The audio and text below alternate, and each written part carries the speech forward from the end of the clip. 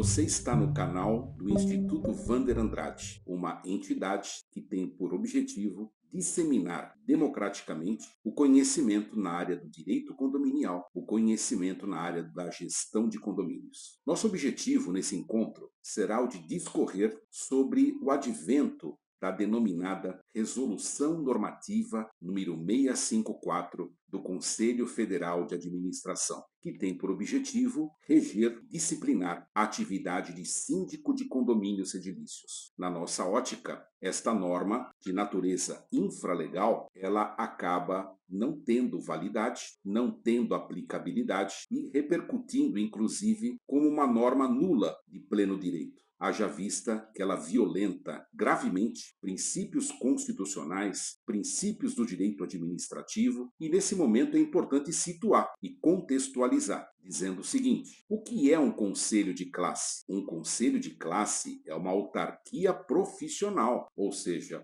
é uma entidade da administração pública indireta. E como entidade da administração pública indireta, esta autarquia profissional ela tem que respeitar rigorosamente os princípios constitucionais e os princípios do direito administrativo, que são as balizas e os vetores que regem estas entidades que integram a administração pública indireta. Mas vamos lá, quero apresentar aqui para você as 10 impropriedades da Resolução Normativa número 654 e por que ela é absolutamente nula, absolutamente inválida e absolutamente inaplicável ao caso concreto. E agora, citando a primeira impropriedade, ela viola o princípio da legalidade. A legalidade ela está prevista no âmbito constitucional como um direito fundamental. Lá no artigo 5º, inciso 2º, é dito: ninguém é obrigado a fazer, ninguém é obrigado a deixar de fazer, senão em virtude de lei. Portanto, não há lei que determina ou que cria ou que regulamenta a atividade de síndico. Não há lei que regulamenta a profissão de síndico.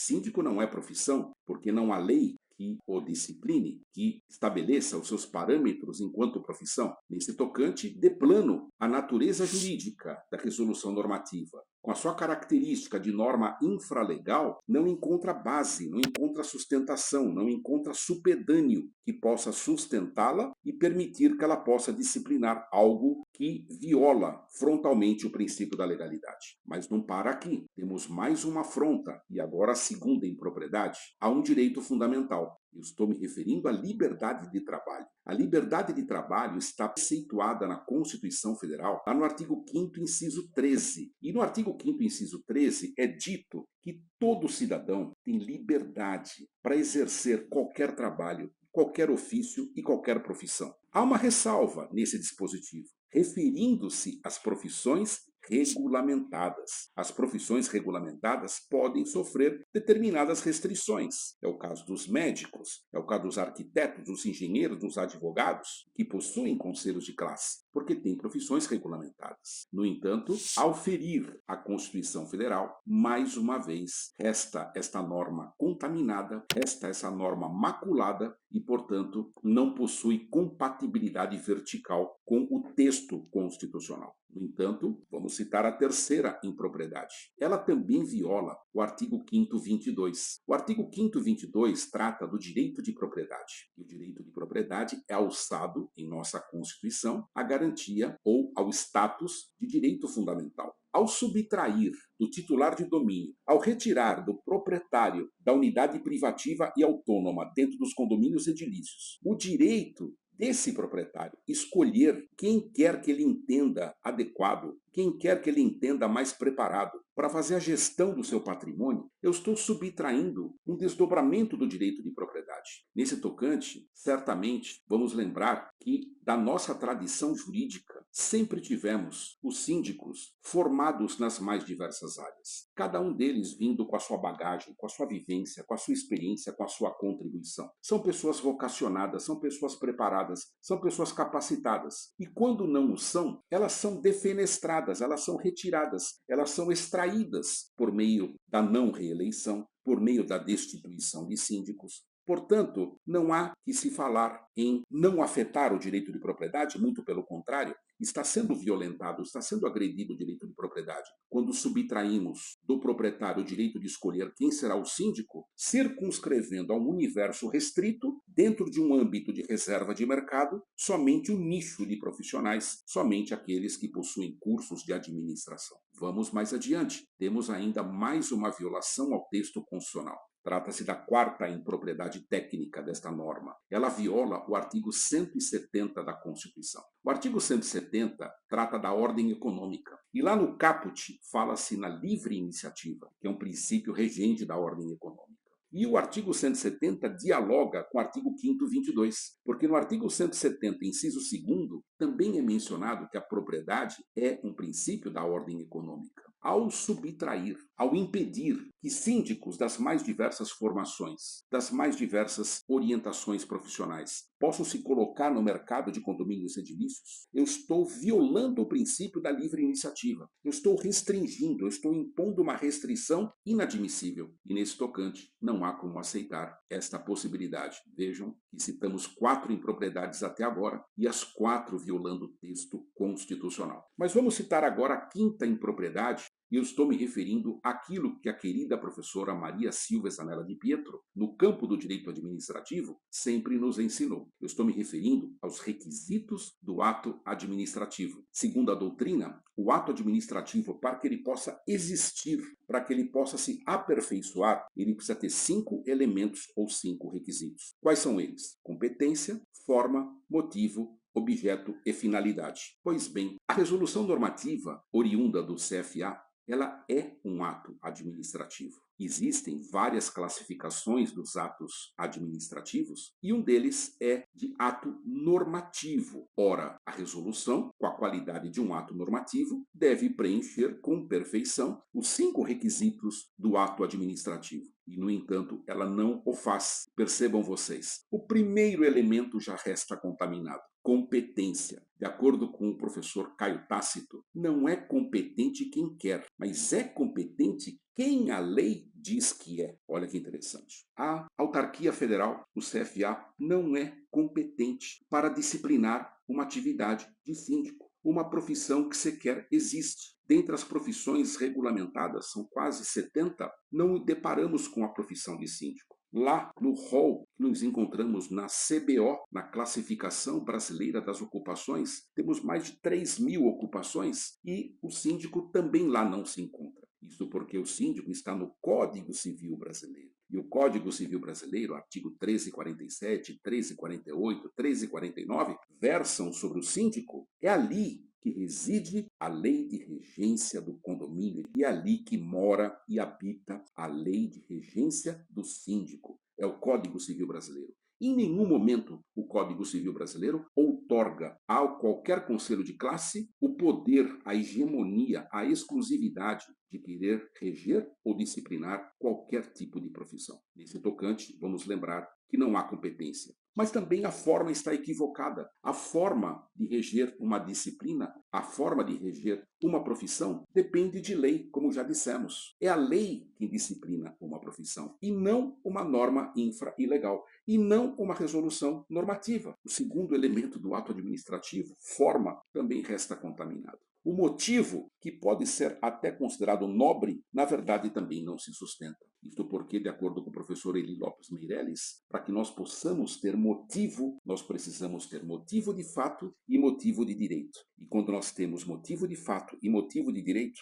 nós temos a possibilidade de motivar um ato administrativo. Existe um motivo de fato, sem sombra de dúvida. O síndico pode um dia vir a ter a sua profissão regulamentada. No entanto, ao não existir o motivo de direito, que é a base de sustentação jurídica, eu não tenho a possibilidade de avançar. Portanto, a motivação e o motivo restam absolutamente comprometidos. Mais do que isso, a finalidade, que é um elemento do ato administrativo, no caso dessa resolução normativa, vai se apresentar sob a forma, como diz José Cretella Júnior, de desvio de finalidade. E de acordo com José, o desvio de finalidade é a mais grave forma de abuso de poder. Por último, o objeto. O objeto ele tem que ser lícito. E nesse caso, claro, Não estamos observando nenhuma ilicitude de plano. A ideia de disciplinar a profissão de síndico é um objeto lícito. Porém, o objeto não pode ser apenas lícito. Ele tem que ser juridicamente possível. E do ponto de vista jurídico, é impossível uma resolução normativa disciplinar uma determinada profissão que sequer existe. Portanto, também um objeto resta maculado. Todos os elementos do ato administrativo. Para que esta mesa se pudesse de pé, ela teria que ter 5 pés. Nenhum pé existe para sustentar a mesa está no chão. Não há como sustentar a ideia, não há como prevalecer o conteúdo da resolução normativa.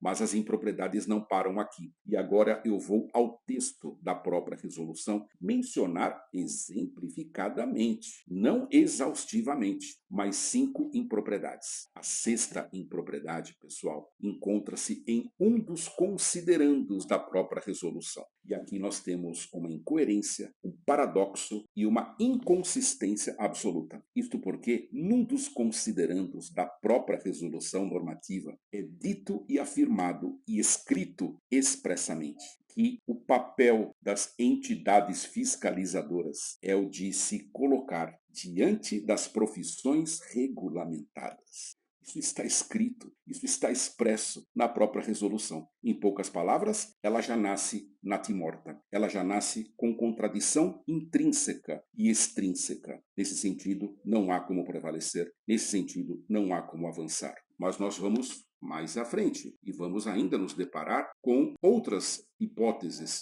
de violação ao texto. Vejam vocês, o parágrafo 1º do artigo 1º nos apresenta respeitosamente uma aberração jurídica. Isto porque o CFA ele é administração pública. E como administração pública, ele é administrador. O administrador não é legislador. Não pode legislar. Ele integra o poder executivo e, como tal, ele tem que cumprir a lei. É este o papel do poder executivo. Raramente o executivo legisla. A medida provisória seria uma exceção à regra. No entanto, vamos lembrar que o nosso CFA, ele houve invadir a competência do legislador, quando ele inovou a ordem jurídica, criando novos institutos, novas denominações, novos conceitos jurídicos. Vejam vocês, é mencionado na resolução uma denominação que não existe na ordem jurídica. Reparem vocês, é dito síndico profissional externo, síndico morador ou proprietário orgânico. Essas expressões não existem na ordem jurídica. O Código Civil brasileiro não fala em síndico profissional. O Código Civil brasileiro não fala em síndico morador ou orgânico. O Código Civil brasileiro fala em síndico. Só existe síndico. Wander, então não existe síndico profissional e síndico morador? Sim, existe. No campo prático, no campo da praxe, no campo pragmático, no campo do direito consuetudinário, do direito costumeiro. Mas se trata de um costume contra a lei. A lei já disciplina a atividade de síndico. Futuramente, a lei poderá criar a figura do síndico profissional, poderá criar a figura do síndico orgânico, mas no momento e no presente, essa distinção não existe. E ao ser transposta, ao ser apresentada numa resolução normativa, nós temos uma distinção odiosa, algo absolutamente inadmissível. Portanto, vejam vocês, mais uma impropriedade. Sigamos para a próxima impropriedade. Temos ainda a mencionar mais um equívoco do nosso CFA, quando ele diz, por exemplo, que, e aqui é um ponto interessante, o artigo 2º, parágrafo 1º. Olha que interessante. O CFA reconhece o fato de que existem síndicos que não são administradores de formação. E ele diz isso expressamente. Ele afirma: aquele que possuir formação diversa da ciência da administração ficará obrigado ao registro no CRA. Meus amigos, vamos parar conosco. Vamos parar agora e refletir. Aquele que tiver formação diversa, diferente da ciência da administração, ou seja, não for um administrador, for um pedagogo, for um matemático, for um advogado, for um engenheiro, for um arquiteto, for um profissional da área de TI, terá que se inscrever no CRA. Meus amigos, os conselhos de classe, eles devem se circunscrever e se restringir ao âmbito dos seus profissionais, daqueles que são formados na área do seu conhecimento. O CREA ele se restringe aos engenheiros. O CFM, Conselho Federal de Medicina, se restringe aos médicos. A OAB se restringe aos advogados. Nesse tocante, o CFA não pode extrapolar, não pode extravasar as suas fronteiras. Existe uma moldura legal na competência do CFA, que são os administradores, aqueles que cursaram, por exemplo, um curso de tecnólogo em administração. Este é um administrador, para todos os efeitos. Aqueles que cursaram um curso superior de administração. Esse é um administrador, para todos os efeitos. Estes estão sob a égide do CFA. Não aqueles que se encontram em formações diversas da ciência da administração. Portanto, causa espécie, causa espanto, essa usurpação, esta invasão de competência, lamentavelmente encontrada aqui na resolução normativa número 654. Mas eu vou mencionar ainda a nona violação, a nona impropriedade desta norma, que se encontra no artigo 2º, parágrafo 3º. Ali é dito, aparentemente de forma benemérita, magnânima, benemerente,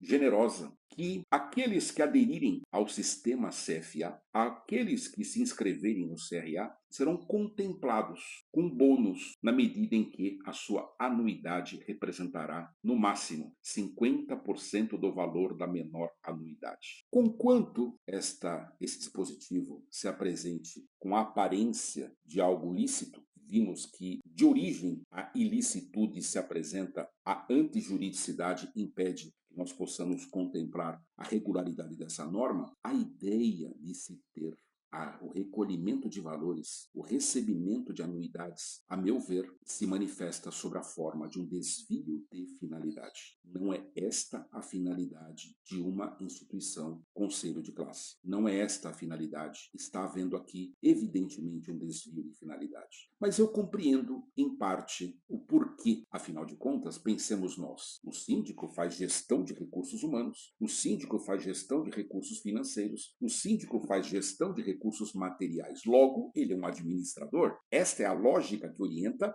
a resolução normativa. Só que tem um problema. Número 1, todos os estabelecimentos comerciais do Brasil, bares, restaurantes, também administram recursos humanos, também administram recursos financeiros, também administram recursos materiais. Todas as donas de casa do Brasil também administram recursos humanos, também administram recursos financeiros, também administram recursos materiais. Será que o CFA vai avançar com seus tentáculos para todas as donas de casa do Brasil? Espero que não. E também espero que ele revisite o seu posicionamento diante desta clara usurpação, desta clara violação, dessa evidente transgressão à ordem jurídica ao tentar disciplinar a atividade do síndico. E agora a 10ª impropriedade que haveremos de mencionar. Eu me refiro ao fato de que o artigo 3º desta mesma resolução diz o seguinte: a exploração dos campos de atividade, a exploração de campos da administração sem o devido registro legal no CRA é ilegal, passível de punição. Meus amigos, a OAB pode punir advogados,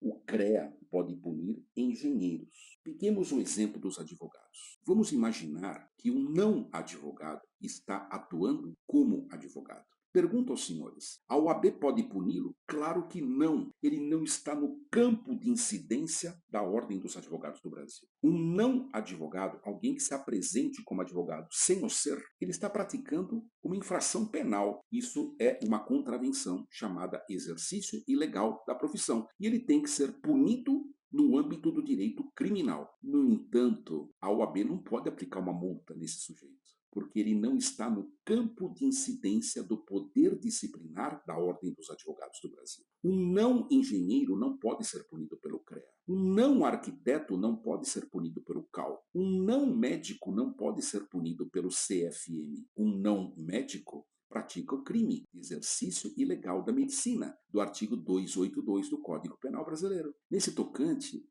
aqueles que não são administradores, a imensa maioria dos síndicos brasileiros, não podem ser punidos pelo CFA. No entanto, temos notícia que multas estão sendo encaminhadas a estes síndicos que não são administradores, que não têm formação, em administração e que, segundo o CRA, estão atuando nos campos da administração de forma ilegal. Se eles estão assim fazendo, eu recomendo ao CRA que denuncie na polícia e ali sejam instaurados inquéritos policiais para verificar se está havendo exercício legal de profissão. Esta é a infração penal. Mas eu lamento dizer ao CFA, recomendo que não faça isso, porque poderá repercutir até mesmo num crime, se tal o fizer. Um crime, quem sabe, de denunciação caluniosa. Sabe por quê? Porque nenhum síndico está exercendo ilegalmente a profissão. Isto porque não existe a profissão de síndico. Meus amigos, eu citei 10 impropriedades associadas à Resolução Normativa 654. Repito, não é um rol exaustivo, não é números clausos, é um rol meramente exemplificativo. Espero que você possa pensar, refletir sobre a importância de conhecermos mais o direito condominial, mais de direito aplicável às atividades vinculadas à gestão de condomínios e vamos em frente. Forte abraço.